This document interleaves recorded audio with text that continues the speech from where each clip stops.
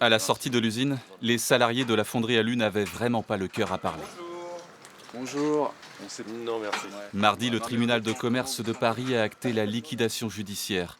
Le site fermera définitivement ses portes le 5 juillet. Employée de la fonderie depuis 23 ans, Laetitia Faucon a accepté de nous dire quelques mots. C'est la faute à Renault, c'est la faute aux actionnaires, enfin c'est la faute à plein de monde. Enfin, les pouvoirs publics, voilà, on nous dit ouais c'est bien, on va vous soutenir, mais enfin, il y a un an, nos collègues sont partis et puis là c'est nous. Donc je pense que c'est la faute à beaucoup de monde. 3 redressements judiciaires en 10 ans, une procédure interminable et des années de combat. Un an après la liquidation de la fonderie Fonte, ses représentants syndicaux dénoncent un abandon des pouvoirs publics.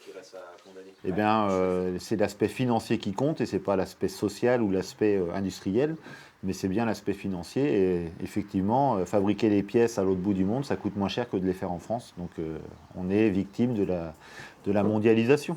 280 personnes vont être licenciées cet été. Cela s'ajoute aux 300 postes supprimés de la fonderie Fonte. Un cataclysme pour l'emploi dans le secteur de Châtellerault. Là, on le vit quand même très mal, parce qu'on sait très bien qu'il y avait quelque chose à faire. Et ça fait plus de 40 ans pour certains qui sont dans la boîte, et on le vit très très mal. Une association d'aide aux salariés a été créée pour les accompagner dans leur future recherche d'emploi. En attendant, l'usine tourne encore.